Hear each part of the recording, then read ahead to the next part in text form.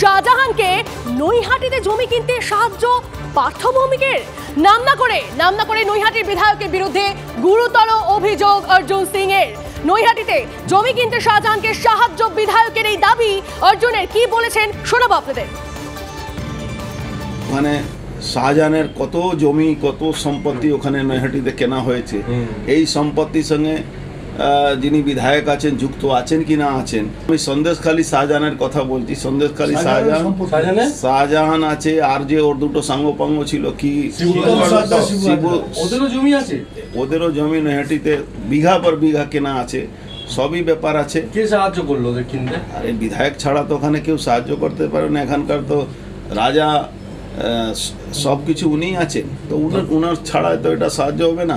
সন্দেশখালীতে শাহজাহানকে বাঁচাবার জন্য, শিবু হাজরাকে বাঁচাবার জন্য কে কাকে পাঠানো হলো, কে গেল? দেখেছেন পার্থ ভৌমিকে গেছেন। ওখানে তো বিধায়ক আছে, তাহলে বিধায়ক কন্ট্রোল করলেন না কেন? উনাকে কেন পাঠানো হলো? তার মানে সেই পেপার যে লোটপাট হয়েছে ইডি রেডে, তাকে কিভাবে ওখান থেকে নিয়ে আসতে হবে সে ব্যবস্থা করার জন্য উনাকে পাঠানো হয়েছিল। এই সবটাই তদন্ত হবে। শুনলেন অর্জুন সিংয়ের বক্তব্য। আপনারা এই নিয়ে কথা বলবো। আমাদের সঙ্গে সৌরভ দত্ত আমাদের প্রতিনিধি আমাদের সঙ্গে রয়েছেন সরাসরি।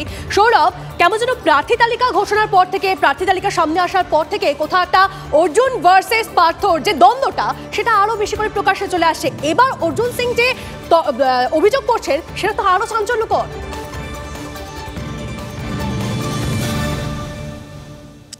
দেখো, একেবারেই তন্নিষ্ঠা দুজনের নামেই কিন্তু অর্জুন রয়েছে। অর্জুন সিং তিনি আগে তীরটা ছুড়লেন এবং সেই তীরের মধ্যে কোথাও শেখ শাহজাহানের যে কাণ্ড, সেই শেখ শাহজাহানকে সামনে রেখেই পার্থ ভৌমিককে নিশানা করলেন অর্জুন সিং।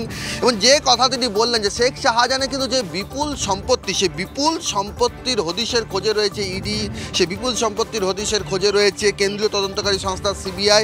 এবং এই সময়ে দাঁড়িয়ে, এই সন্ধিক্ষণে দাঁড়িয়ে যখন একের পর এক জায়গায় তল্লাশি চলছে, আজও সকাল থেকে শেখ শাহজাহানের ঘনিষ্ঠ তিনজনের বাড়িতে তল্লাশি চলেছে, তার মাছের ব্যবসা সংক্রান্ত লেনদেন দেখা হচ্ছে, এই যে টাকা কোথায় কোথায় বিনিয়োগ হয়েছে, সেই জায়গায় এই অর্জুন সিংয়ের এই মন্তব্য অত্যন্ত তাৎপর্যপূর্ণ। দেখো, একটা বিষয় স্পষ্ট যে এলাকা থেকে, সন্দেশখালী এলাকা থেকেও আমরা যেটা খবর পেয়েছি, সেখানে একটা বিষয় স্পষ্ট যে শিবু হাজরা তার সোনারপুরে একটা বাড়ি রয়েছে, সোনারপুরে ফ্ল্যাট রয়েছে, তার সেখানে জমি জমা সম্পত্তি রয়েছে। এটা আমরা তোমায় একটু থামাচ্ছি। এই মুহূর্তে যাকে নিয়ে অর্জুন সিং এত বড় একটা অভিযোগ করেছেন, তিনি আমাদের সঙ্গে রয়েছেন, ফোনে রয়েছেন, তার সঙ্গে কথা বলবো। পার্থ ভৌমিক রয়েছেন এই মুহূর্তে। পার্থবাবু, আপনাকে স্বাগত টিভি9 বাংলায়। আমি তনিষ্ঠা কথা বলছি আপনার সঙ্গে। নৈহাটিতে জমি কিনতে শাহজাহানকে সাহায্য বিধায়কের, নাম না করে এই দাবি করছেন অর্জুন সিং। কি বলবেন আপনি? আমি বলবো যে আমার জীবন হচ্ছে খোলা পাতা, ব্যারাকপুরের মানুষ জানে পার্থ ভৌমিক। আর আমার বন্ধুকে বলবো একটু বোধহয় কিছু একটু সমস্যা হচ্ছে, একটু ডাক্তার ফাক্তার দেখাতে। আমার ওপেন চ্যালেঞ্জ রইল, কেউ যদি 1 ইঞ্চি কোন রকম, এসব তো বাদ দিন, কোন সম্পর্কের কথা প্রমাণ করতে পারে, কান কেটে ফেলে পারে। আমি এসবের মধ্যে থাকি না, ব্যারাকপুরের মানুষ জানে। দীর্ঘ, আমার তো রাজনৈতিক জীবনটা একদিনের দুদিনের না, সবাই জানে। আর কিছু করার নেই, ওকে কথাগুলো বলতে হবে।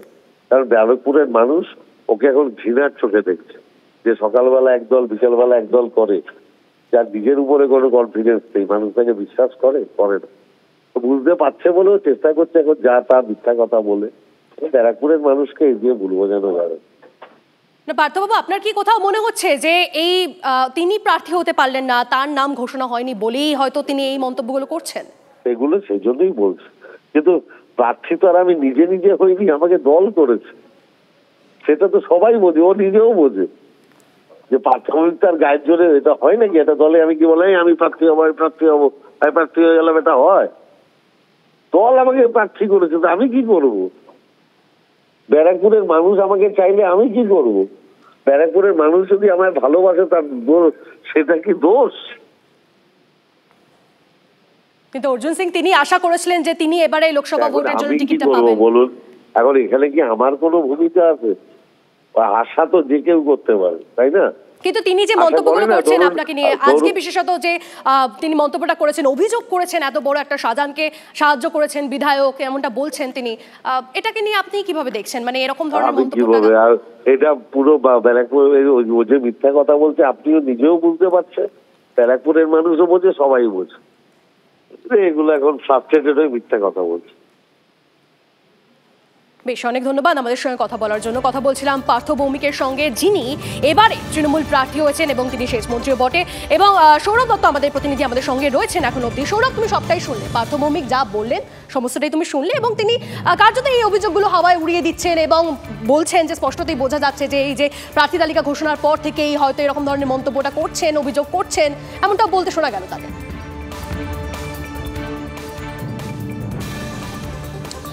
দেখো, অর্জুন সিং অভিযোগের তীর ছুঁড়েছেন পার্থ ভৌমিকের দিকে। তার অর্জুনের যে অপর নাম পার্থ, সে পার্থ ভৌমিকের দিকে, এবং পার্থ ভৌমিকও পাল্টা কিন্তু সেই অভিযোগের তীর খণ্ডন করেছেন।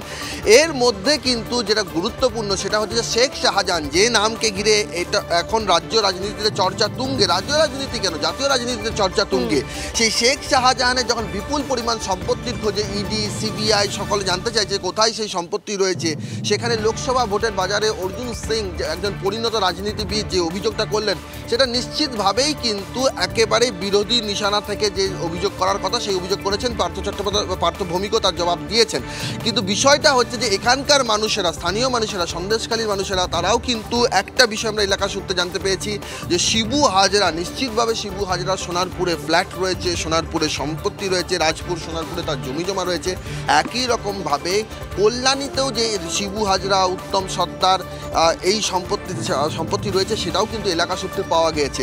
এখন সেই সম্পত্তির কেনার ক্ষেত্রে পার্থ ভৌমিকের নামটা অর্জুন সিং যেভাবে অভিযোগের তীরে জড়িয়ে দিলেন, সেটাই কিন্তু এই মুহূর্তে সবচেয়ে তাৎপর্যপূর্ণ ঘটনা এই লোকসভা ভোটের বাজারে। তন্নিষ্ঠা, ঠিক তাই। কিন্তু সৌরভ, দেখো যে এত বড় একটা অভিযোগ যখন সামনে আসছে, সেটা কার্যত শেখ শাহজাহানকে নিয়ে লিঙ্ক করে যখন এরকম একটা অভিযোগ করা হচ্ছে তৃণমূল নেতাকে নিয়ে, সেটা তো আবার একটা চাঞ্চল্যকর মন্তব্য, এবং ইতিমধ্যেই রাজনৈতিক মহলে জল্পনা শুরু হয়ে যাবে যে তাকে কিভাবে প্রার্থী করেছে তৃণমূল, এই ধরনের কথা উঠবে, আবারও বিতর্কের সৃষ্টি হবে।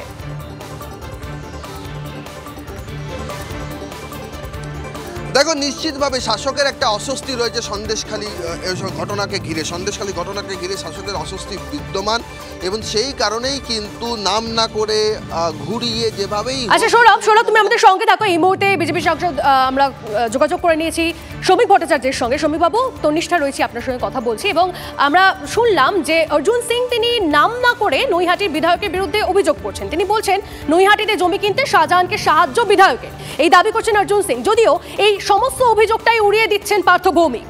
কি বলবেন? দেখুন, বিধায়ক কে সে তো আমার জানা নেই। 72 ঘন্টা আগে অর্জুন সিং তৃণমূল কংগ্রেসেই ছিলেন, এবং সারা পশ্চিমবঙ্গ জুড়ে তৃণমূল দলটা কার্যত একটা প্রাতিষ্ঠানিক লুট চালিয়ে গেছে। শুধু নেতাদের হবে কেন, শাহজাহানের হবে কেন? শুধু বারাসাতের প্লটের হিসাব করুন, মধ্যমগ্রামের জমি খুঁজে দেখুন, লাস্ট যত রেজিস্ট্রি হয়েছে, সোনারপুর দেখুন, বারুইপুর দেখুন, মন্দারমণি দেখুন, দীঘা দেখুন, রামপুরহাট দেখুন, বোলপুর দেখুন। রবীন্দ্রনাথের কাছে তো একদম ক্রিমিনালরা পর্যন্ত গিয়ে বাড়ি বানিয়ে ফেলেছে, এলাকায় নোটেড ক্রিমিনাল। এত রবীন্দ্র চেতনা তাদের মধ্যে জাগরণ হয়ে ঘটে গেছে যে ওখানেও গিয়ে কিনে ফেলেছে। কোথায় রেজিস্ট্রি হচ্ছে দেখুন, আইএস অফিসার কত টাকা মাইনে পান। নিউটাউনে বাড়ি করেছে, বাড়ির মধ্যে সুইমিং পুল, আবার সব উঁচুতে, দোতলায় সুইমিং না 3 তলায় সুইমিং পুল, প্লটের প্লট জমি। রাজ্য জুড়ে এই সমস্ত চলেছে আর কি। এখন কোথায় কিনেছে সে অর্জুন সিং যখন বলছেন উনি বলতে পারবেন। আর বাকিপুর এত টাকা রোজগার করেছে, শাহজাহান এত টাকা রোজগার করেছে, টাকা তো বাড়ির নিচে বস্তার মধ্যে রেখে দেয়নি। এই অর্পিতার খাটের তলা থেকে টাকা পাওয়া গেছে, তাহলে কি শুধু ওই টাকাই? তারও তো বাগান বাড়ি আছে, মানে অন্য জায়গায় সরাতে পারেনি ক্যাশটাকে, ওটাকে অন্যভাবে ট্রান্সফার করা হতো, হয়নি, ধরা পড়ে গেছে, সেটা দেখছেন। বাদ বাকি সবাই লুট করেছে। শুধু পার্থ চট্টোপাধ্যায়ের বাড়ির বান্ধবীর খাটের তলায় টাকা আছে এরকম তো নয়, অনেকেরই বাড়ির খাটের তলায় টাকা ছিল, সরে গেছে। আচ্ছা, এবার কোথায় কিভাবে গেছে সেটা তৃণমূলই বলতে পারে। অর্জুন সিং যখন বলেছে নির্দিষ্ট তথ্যের ভিত্তিতেই বলেছে, চলবে এই সমস্যা করে। বেশ, অনেক ধন্যবাদ আমাদের সঙ্গে কথা বলার জন্য। কথা বলছিলাম বিজেপি সাংসদ শ্রমিক ভট্টাচার্যের সঙ্গে। ধন্যবাদ সৌরভকেও, পরবর্তীকালে কথা বলবো তার সঙ্গে।